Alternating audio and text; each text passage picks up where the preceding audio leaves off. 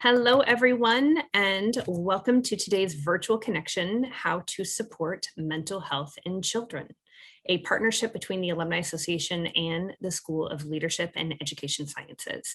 We are happy you are here. My name is Kara Marsh-Prophet, and I am the Director of Alumni Operations and Engagement at the University of San Diego. When we were sent home to work remotely in March of 2020, the Alumni Association staff pivoted to virtual engagement. And while Zoom is no true substitute for being together in person, it has enabled USD to connect with Toreros far and wide. Since then, we have hosted nearly 350 virtual events for our Torero alumni. The mission of the Alumni Association is to engage and enrich the Torero community for life.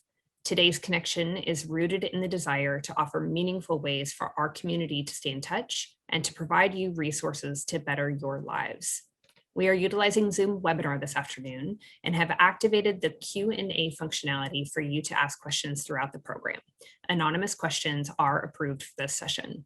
Without further ado, I would like to introduce my colleague, Amanda Gonzalez, who will be introducing today's featured speaker. Amanda, take it away.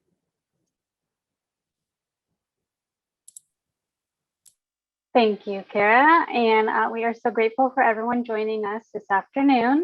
As Kara mentioned, my name is Amanda. I'm the Assistant Director of Alumni Relations for SOLS, and I would love to introduce our speaker today, Claudia Lara. Claudia is a native of Arizona, and she's been in the field of mental health for over 12 years. She holds a master's degree in marital and family therapy from the University of San Diego School of Leadership and Education Sciences, and a postgraduate specialization in infant family clinical practice from the Harris Institute. She is licensed as a marriage and family therapist and holds an endorsement from the Infant Toddler Mental Health Coalition of Arizona. She is also a recipient of the American Association for Marriage and Family Therapy Minority Fellowship for her work with minority populations. Her areas of specialization include attachment theory, adverse childhood experiences and trauma, developmental psychopathology, expressive arts therapy, and infant toddler mental health. In her free time, you can find her spending time with loved ones, chasing sunsets, practicing mindfulness, or drinking coffee. Claudia?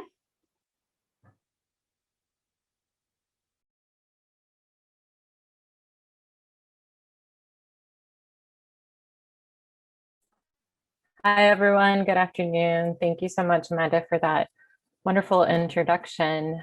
I am happy to be here today, and I want to thank each and every one of you for taking time out of your busy schedules to be here with us today.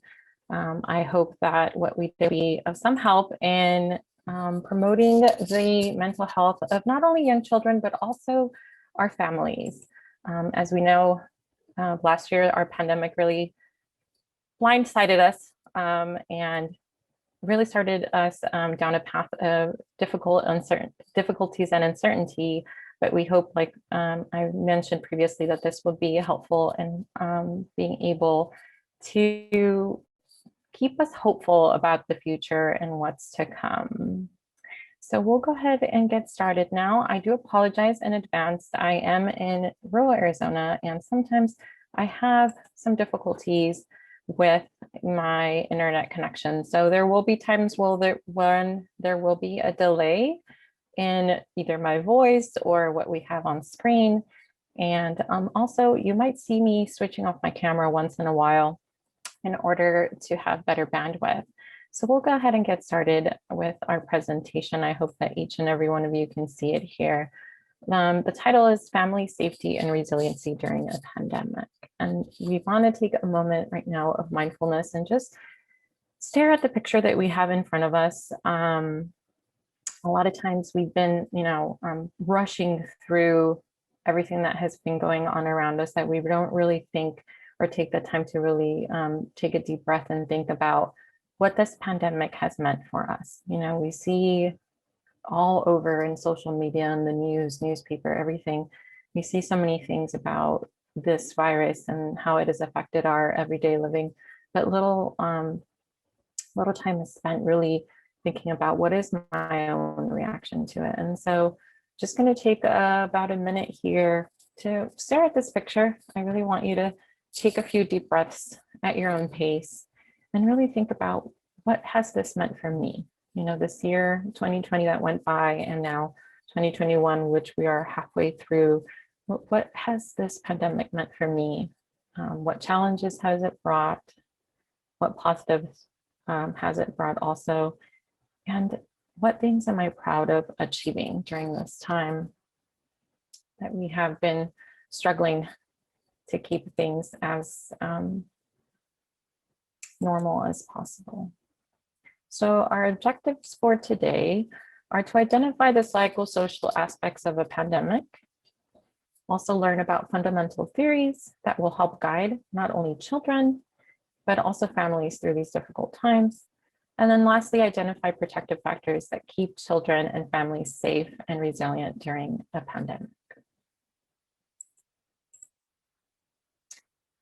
Although we have very few research in regards to mental health and pandemics, I did want to share with you some information that I did find out there that I think is really, really important to keep in mind. And that, you know, the research tells us that 68% of caregivers of young children report a significant increase in stress from before the pandemic hit. So just that anticipation when we started to hear what was going on in our world and the possibility of this becoming global really, really, you know, it got everyone stressed about what was coming.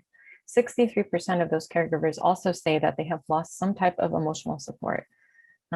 We know how difficult it can be to be able to stay emotionally connected to our loved ones when we don't have access to them physically as much as we would like. And then 20% of households we know are experiencing material hardship. And by that, we mean some of them have lost jobs, some of them are having difficulty paying their utilities or their house mortgage or their rent, whatever it may be. We know that 20% of households are experiencing that material hardship. And I would actually say that most likely it is a higher number than what we see here. And then lastly is that 78% of caregivers reported that their child was exhibiting challenging behavior during this pandemic. That also, I would say, is probably a lot higher, although we are starting to slowly go back into our normal.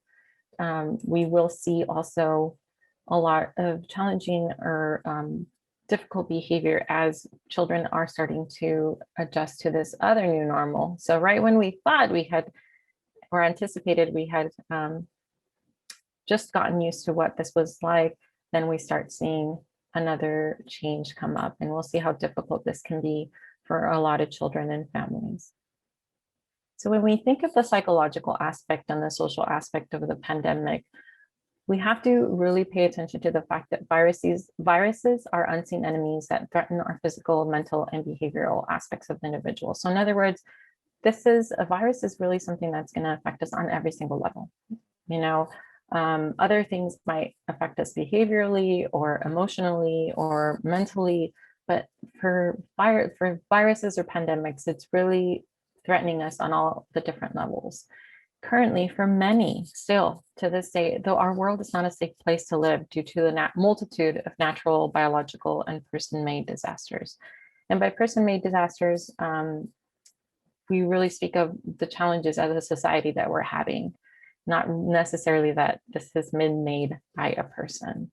We also know that pandemics, such as the coronavirus, really mimic natural disasters and the trauma of terrorism. This is going to be really important for us to keep in mind when we think of what challenges might come for families and children. Because again, although we can't really see the virus and we can't really see it coming or about to happen, it really does mimic a lot of the trauma that comes with terrorism or an unexpected natural disaster. What we also know is that this is worldwide. It really is affecting every single one of the people that inhabit this earth. Very rarely do we see something that really, really impacts every single one of us in one way or another. And you know, this pandemic has really written or threaten the medical, physical, and psychological well-being of all countries and all cultures. So this is across the world. And again, therefore, we must be very, very patient with ourselves and the rest of the people that we interact with on a daily basis. Throughout history, we know that diseases and disasters have played a vital role in shaping and determining how we live in wellness. An example of this is, the 9/11 attacks. A lot of us look at the 9/11 attacks as a before and an after, what things were like before that and what things were like after that. A lot of things changed in regards to safety, air travel, everything changed after that. And this is really what it's going to be like when this pandemic is finally over, is that it really is going to teach us really important things, and there will be changes that occur after that. We also know that pandemics affect the percentage of child abuse cases and domestic violence cases. Unfortunately, being stuck at home and with everyone only exacerbates a lot of the stresses that are already there. And so we have seen a big rise in child abuse cases and domestic violence cases since the beginning of the pandemic. And this is something that we should all be aware of and keep an eye out for. And then lastly, the other thing that we know is that unfortunately the coronavirus has disproportionately impacted African Americans and other minority groups in the United States. So usually when we go through something like this, that could be traumatizing. We really, as humans, respond in one of three ways. And it's really important to also keep that in mind when we think of ourselves in the way that we have responded and the way that children respond. So the way that we respond is one of three. One, we fight, we flight, or we freeze. 1/3 of us will fall into the first category, 1/3 of us will fall into the second category, and 1/3 of us will fall into that third category. When it comes to children who tend to have the response of fighting, what we might see in them is yelling, screaming, using mean words, hitting, kicking, biting, anything that has to do with aggression, being defensive, demanding, controlling, oppositional, defiant, moving towards what feels threatening. So wanting to know more about what is happening. And then again, having really negative emotions towards it. What we see in a child that might fall into the flight category is wanting to escape or running away. So it's really unfocused. It's hard for them to pay attention. They have, they're constantly fidgeting, preoccupied, busy with everything, and then procrastinating. Just that little person that really wants to ignore the situation and feel or move away from what feels threatening to them.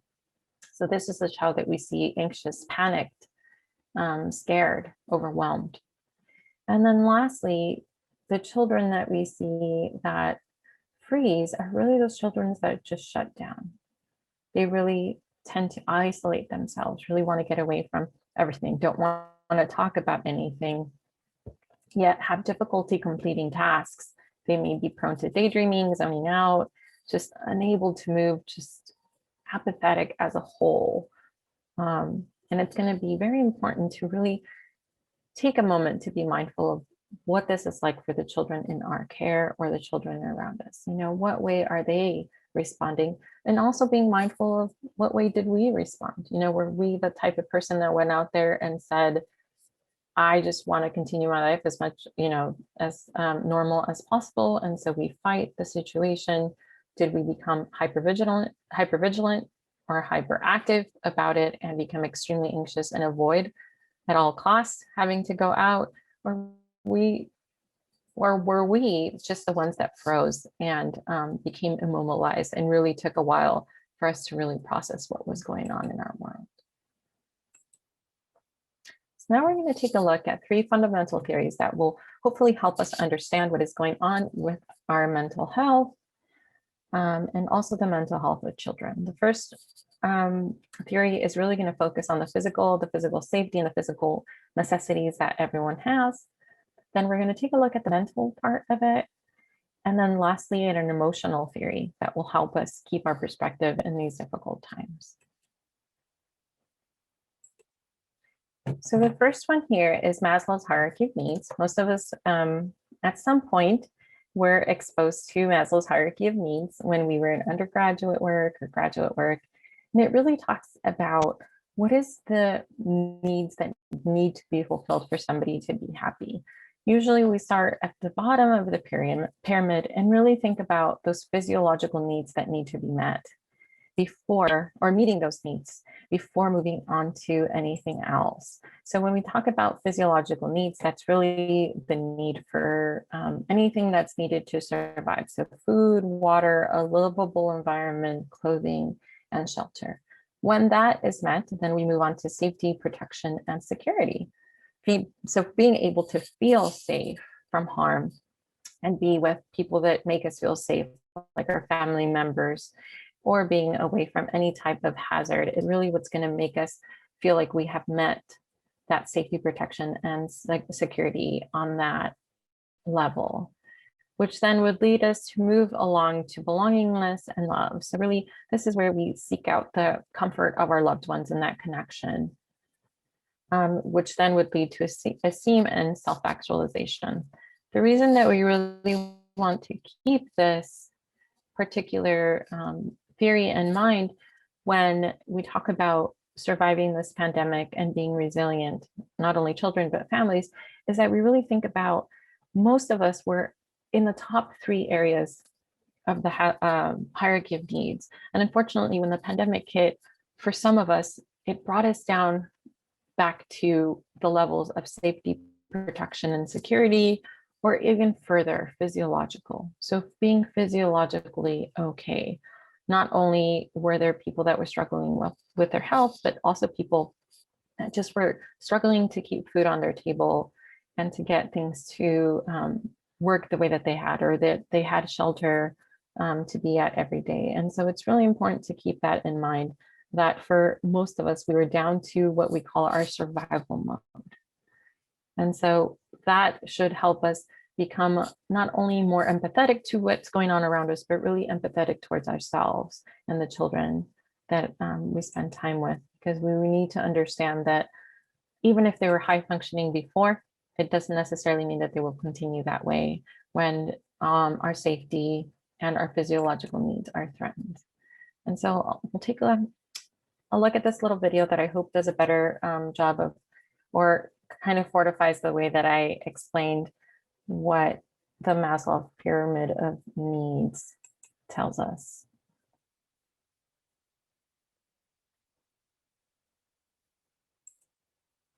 So we're just waiting, because that sometimes we have a delay here.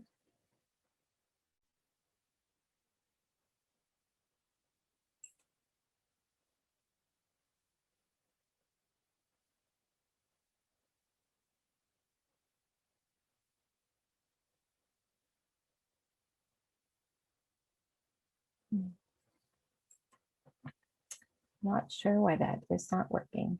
But what I can do is I can provide this link for you guys so you can take it. It's just a 2-minute video that really talks about how Maslow organized this pyramid and what his goal was in keeping this as a theory. And again, I'll be able to just share this with you after so you can take a look at. The second theory we're going to take a look at is the triune brain model. So what this theory really tells us is that our brain is organized into 3 areas. What we call our reptilian brain, which is composed of the bottom part, which is really our brainstem and everything that has to do with survival. So this is what is responsible for managing our breathing, our sleep, our need for water and eating, everything, just breathing, everything that has to do with us surviving. The second area is what we call our emotional brain, and it's composed of the limbic system. So the limbic system is really where all of our emotional brain and all of our relational memories are stored. This is the area that really has to do with the emotions that we experience in the world and the way that we relate to other people in our lives. And the last part is the neocortex, or the what brain, the thinking brain. This is where we find all of our executive functions. So being able to solve, the problem solving, being able to control our impulses, everything that has to do with what we consider to be thinking develops in this area or happens in this area of the brain. What's really important for us to keep in mind is that our developing brain happens from the bottom up.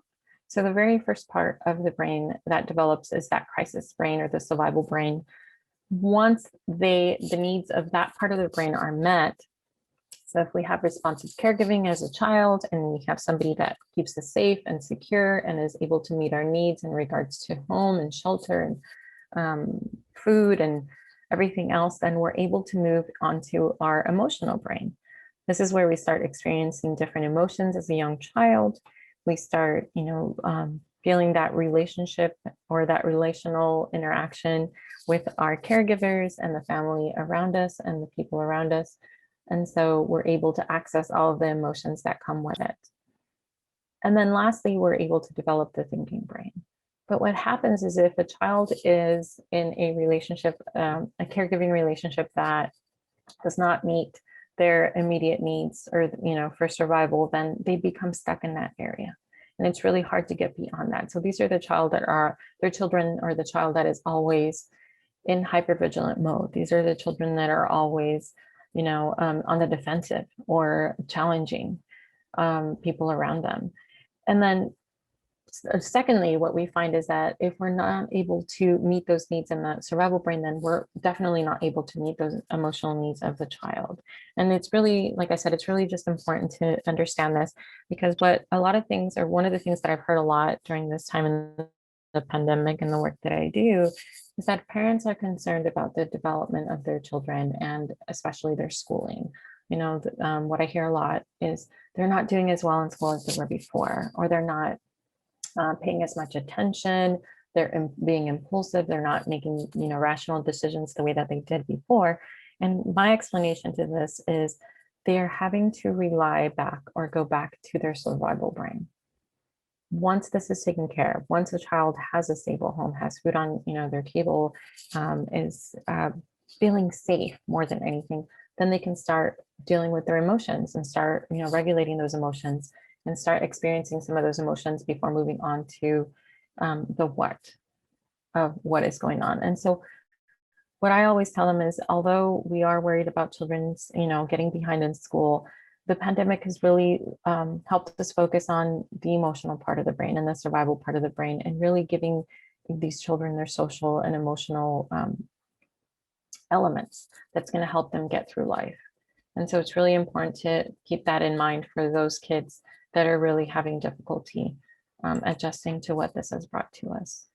And again, we have a little video here. I don't know if it's going to play, so I am more than happy to pass this video along so you can see the difference between the learning brain, which is a brain that is self-regulated and has the basic needs met and is ready to learn, which versus a survival brain, that brain that is really struggling to get along and to get their needs met. And then the last theory has to do really with our emotional well-being. So this is something that happens with every parent out there, is that usually because we know our children so well, we think we know what they have in mind and what it is that they need and what we need to do. And so this is what I call being prescriptive. So we're already going into a situation thinking about what it is that we know and what it is that we think our children need from us. But the other side is of this coin is being in the perspective. So being able to really have the ability to be aware of the self and of others, in this case, the children that need our help, and be able to read their cues to really support them. So instead of going into this really thinking about being prescriptive and saying something like, I think my child is just trying to get attention. They're just seeking for attention and I should be ignoring it, and knowing what it is that we're trying, or what our thinking that we know what it is that our child needs. It's really about being in perspective. It's really about paying attention to what their cues are telling us and what it is that they are needing from us. So that's something really to keep in mind when we work with any child, is that we should aim to be in the perspective of the child and really understand where they're coming from, and not be prescriptive about what it is that we think they need. So again, we're going to take a little bit of time, about a minute here, just for some self-reflection. As we've seen in the last two theories, the way that we portray ourselves, the way that we carry ourselves, and the way that we deal with our stress and emotions is really going to have a big effect on the children and families that we are around or within our own family.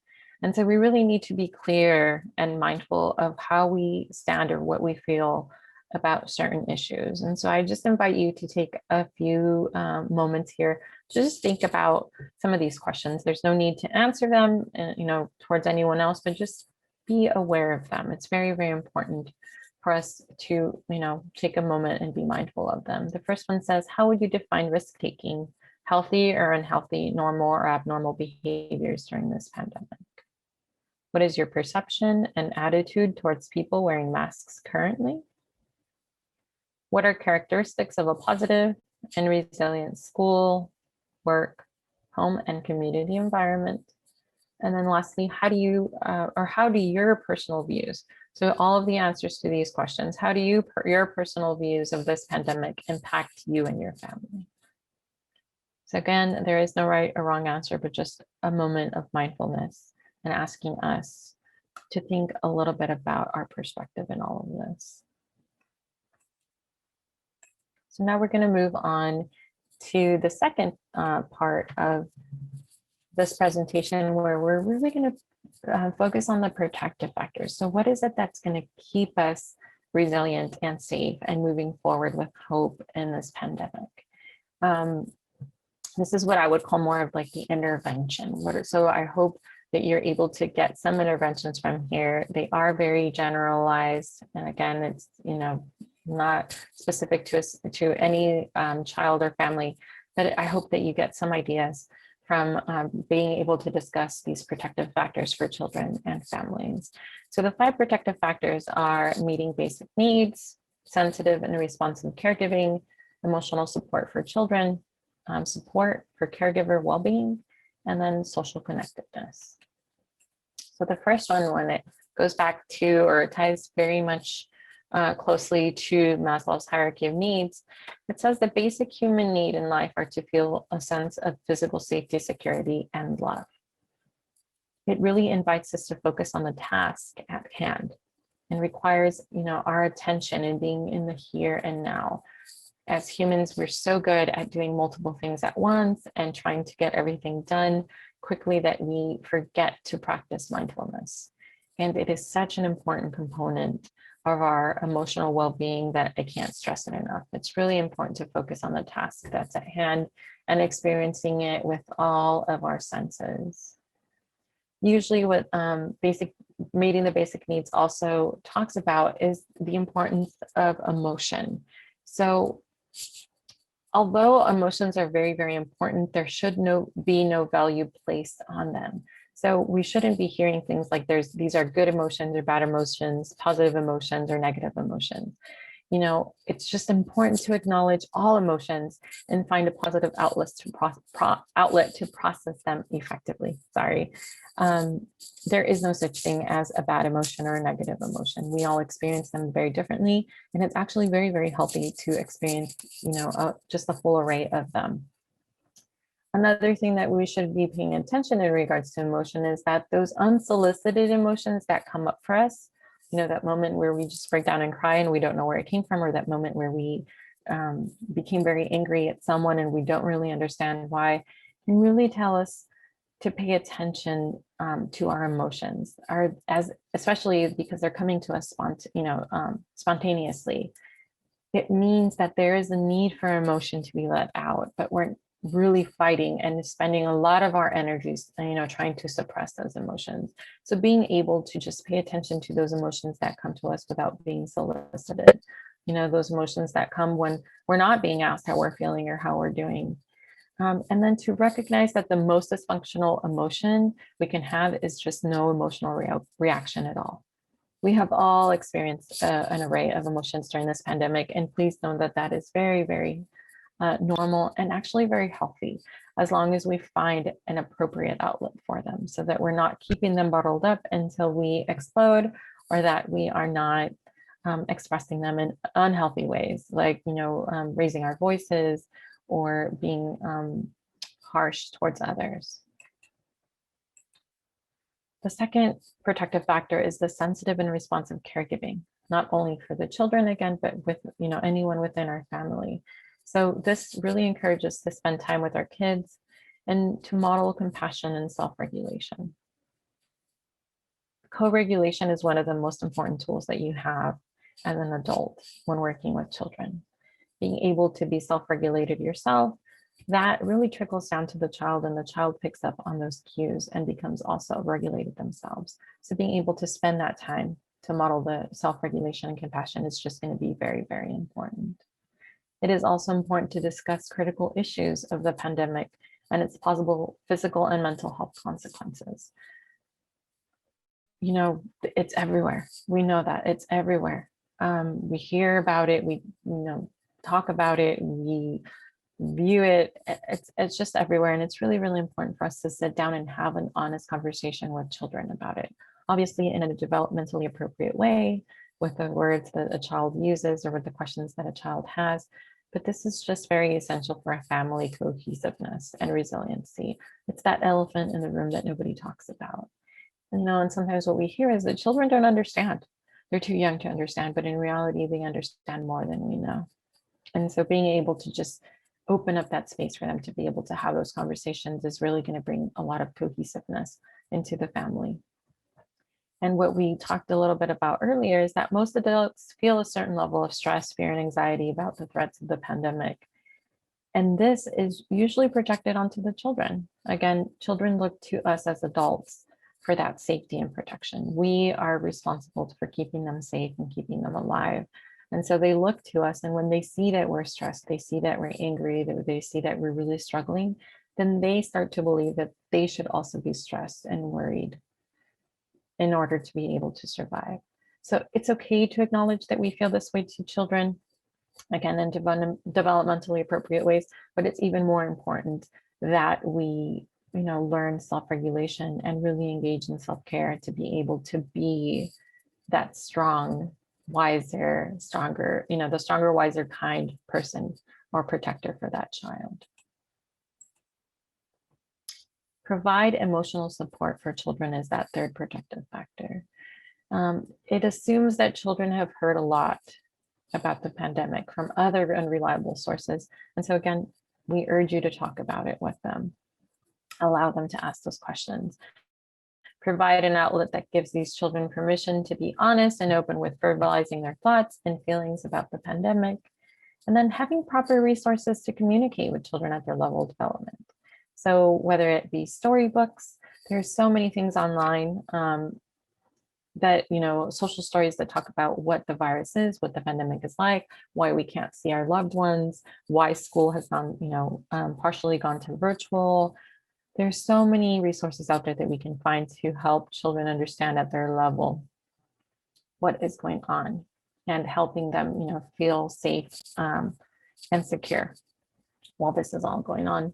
And then lastly, adults have a really strong key to helping children identify what they and others are doing to protect themselves from what's going on in our world.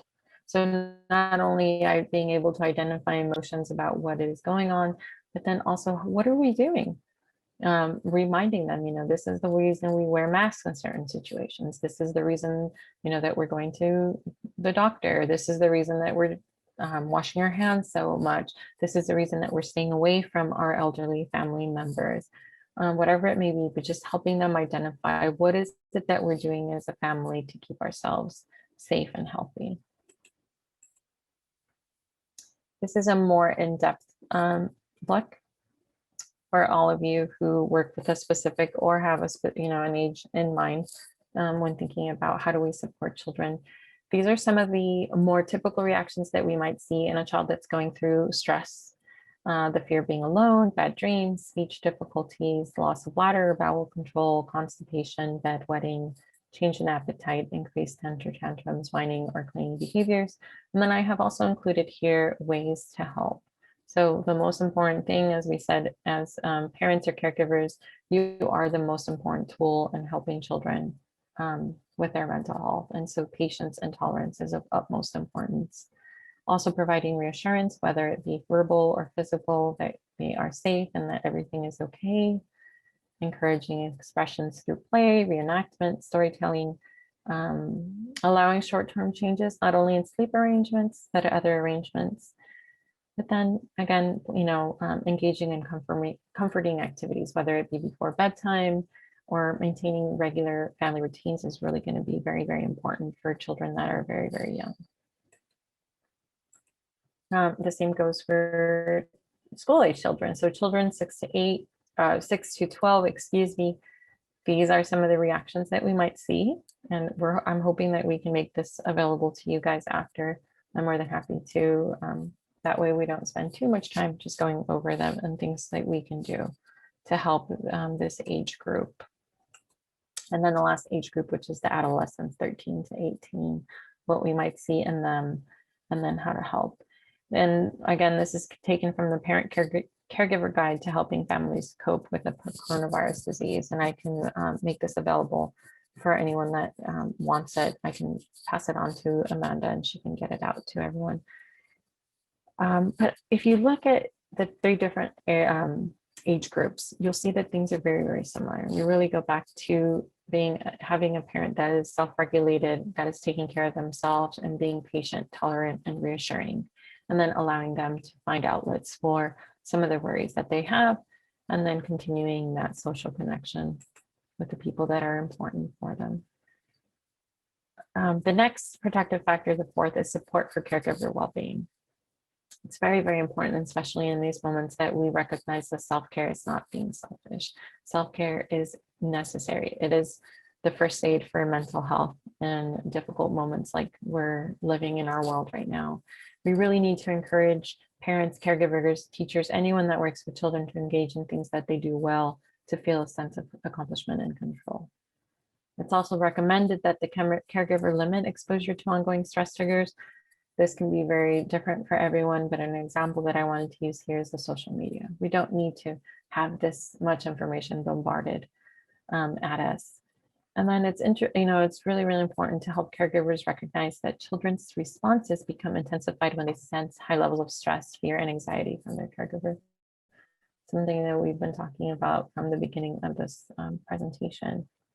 And then lastly, that we really want to urge caregivers to deal with the warning signs of stress because of the cumulative and long-term effects of fear and anxiety on the body. We all know that stress can have a very detrimental effect on our health. And so we want to make sure that we deal with stress and emotions as they come and that we don't allow them to pile up until our bodies break down and we are either emotionally struggling, come down with a mental illness or a physical illness. It's just really, really important that we make time on a daily basis to check in with ourselves and see what it is that we need.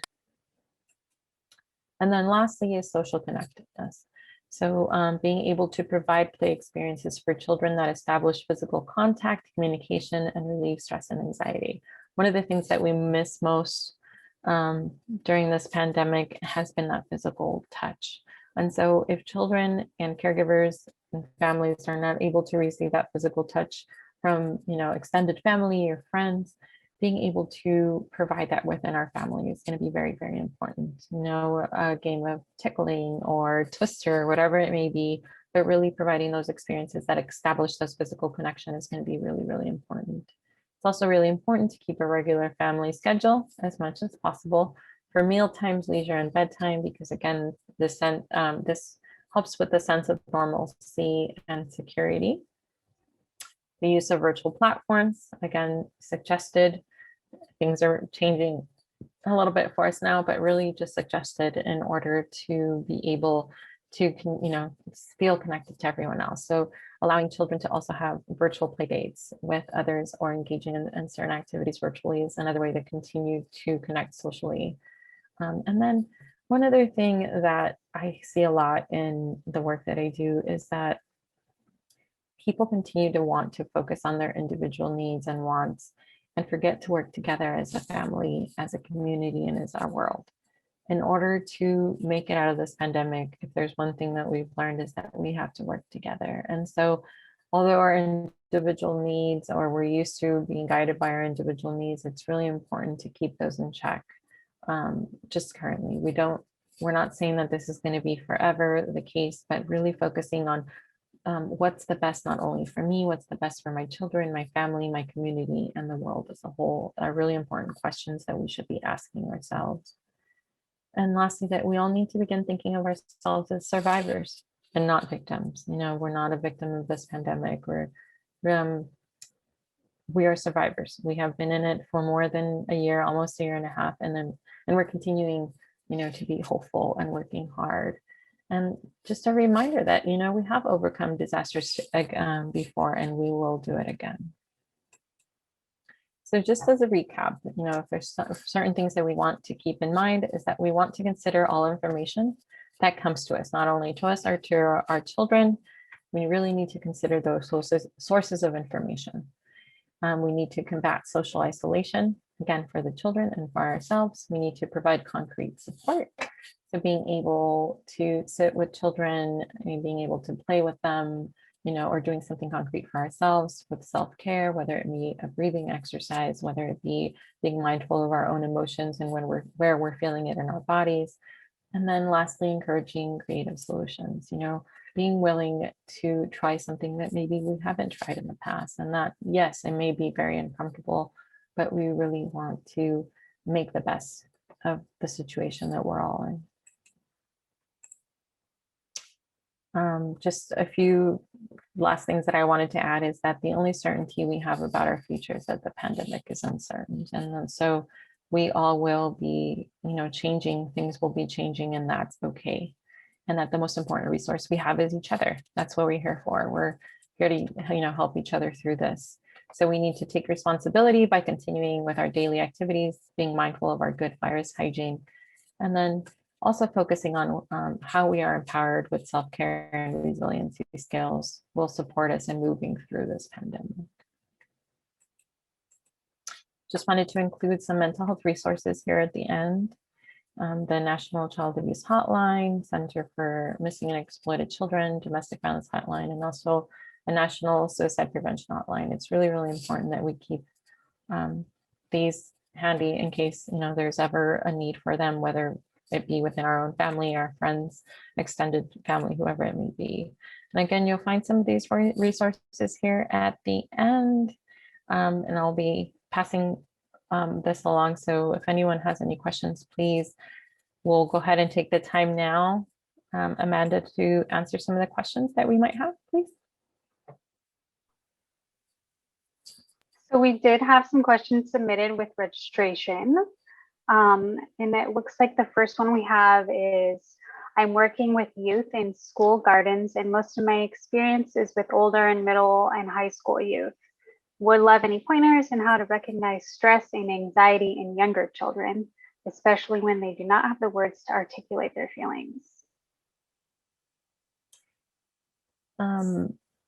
When we think about very young children, I think it's really important to keep in mind what their typical behaviors are.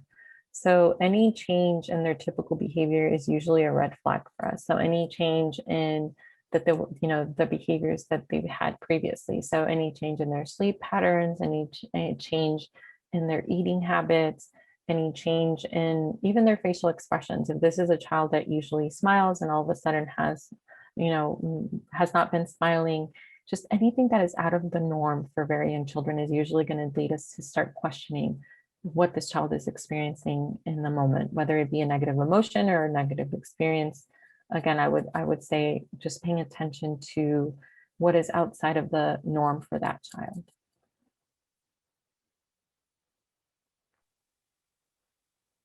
And then the second question we have is, what are some practical steps to take in teaching little kids daily mindfulness?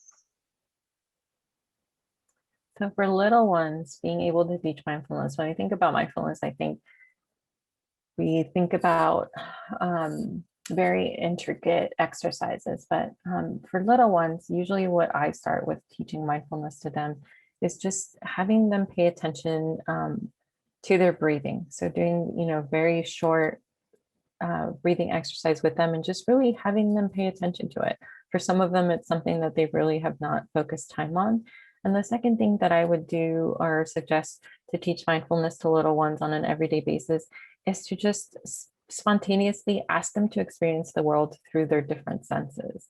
So again, we're so used to experiencing everything through our vision that sometimes we forget to experience it through touch or through hearing. So being able to take a moment during, whatever part of the day you have, and being able to say, all right, let's close our eyes. What is it that we hear? What is it that we smell? What is it that, we can touch around us? I think is a really good place to start with young children and teaching mindfulness on a daily basis.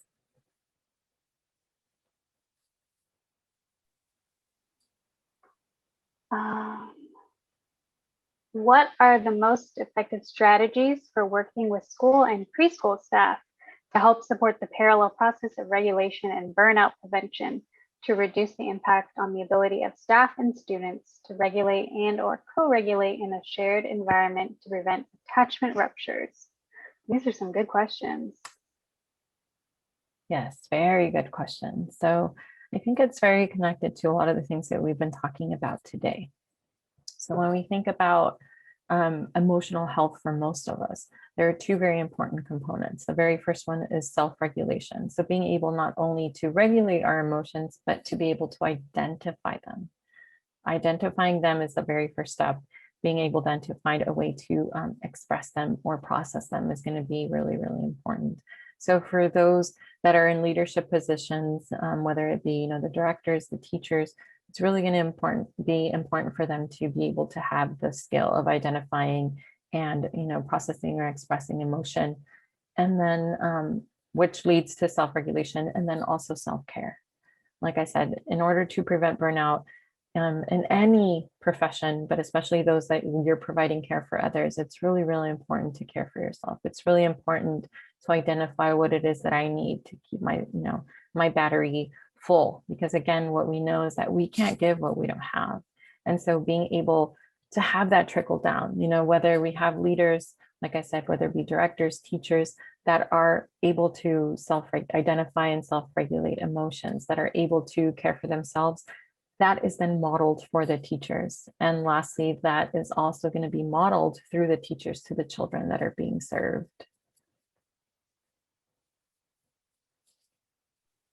And we just have one more question that was submitted prior to the event. So if any of our participants have some questions they've been holding on to, you can go ahead and type those into the Q&A as well, so we can handle those after this last question. And this is, when in doubt of how to handle a stressful situation for children, what is the best thing to do, or best question to ask ourselves? I think it's the most important thing is to be mindful of our own thoughts and emotions. So if you're in a difficult situation with a child, whether it be our own child or whether it be, a child that we're caring for, asking ourselves, like, what am I feeling at the moment? What is this evoking in me? What is it making me feel? And what about it makes it so uncomfortable? And I know that a lot of times I hear from teachers and I hear from parents, well, I don't have the time to do that at the moment. Well, we may not have the time to do that at the moment when it comes to the safety of a child. Maybe a child's safety is in danger, and so we'd have to take action. But being able to recognize that and say, mom or teacher or whatever role you play in the life of the child, being able to say, I need a minute. I'm really feeling overwhelmed right now, or I'm feeling sad, or whatever emotion that it is that I'm feeling, and say, I really need a minute and I want to think about this, and I'm going to come back to you in a moment. But really being able to recognize within ourselves, what is it that this difficult situation is evoking in me? What emotions, what thoughts? Because what we find out is that those challenging situations usually are challenging, or we perceive as being challenging, because they have some connection to something else that has happened to us. A lot of the times it's not really about the actual behavior or the child. It's really about what this means for us or what this triggers in us. And so being really, really, again, mindful of our thoughts and our emotions is going to really, that's the best intervention that we have in very difficult situations. So asking yourself, what are you feeling? What are you thinking? And what this is evoking for you, and not feeling bad about saying, recognizing, like, Miss Claudia right now is really upset, or mom right now is really upset, and I need to take a moment to take a deep breath and think about this. And, we'll talk about this later, unless, like I said, it is a safety concern. So I'm reading here, we have another question. It says, any suggestions to do with kiddos age 10 to 15 that we're meeting for the first time in a summer program? Developing safety and trust. First and foremost, I think my biggest recommendation is to recognize the importance of relationship building. So getting to know people and not rushing the process, recognizing it, even saying like, this is, it's going to be very, very important for us to get to know each other and to feel safe. And so even having a conversation at 10 to 15, you would be amazed at how much insight these children have. And so having a conversation about safety, whether it be, physical safety or emotional safety, and also then icebreaker games, allowing people to share a little bit about themselves and what makes them proud. I think that brings a lot of connection, being able to have someone give me, the time to really share about what makes me unique is really, really going to help with that connection and building that for the kiddos. So I would say actually talking about it is going to be very important, having a conversation about it, and then icebreaker games where they get to showcase or highlight, who they are and what makes them special is going to be very helpful in developing that safety and trust.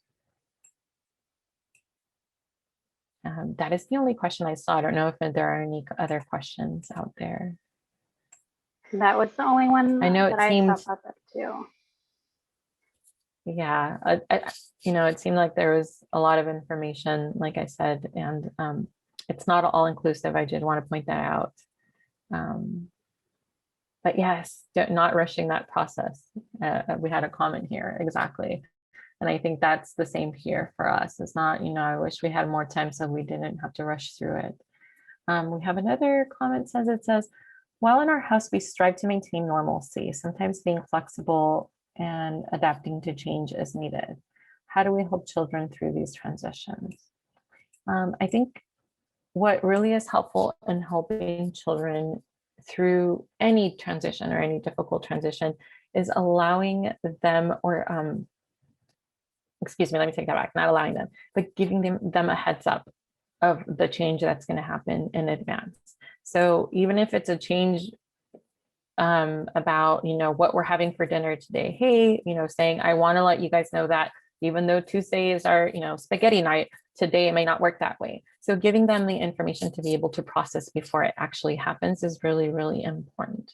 And then once that information is passed on to the child, allowing the child to kind of process that and say whatever it is that they have to say. So whether it be like, oh, shucks, I was looking forward to that, or, whatever emotion comes up with that change that comes, allowing them to just be able to vent it, even though it may not be the best reaction that, or the reaction that we may be expecting, but really giving children a heads up or an explanation of what the change is going to be, and then allowing them time to process it is going to be really, really important.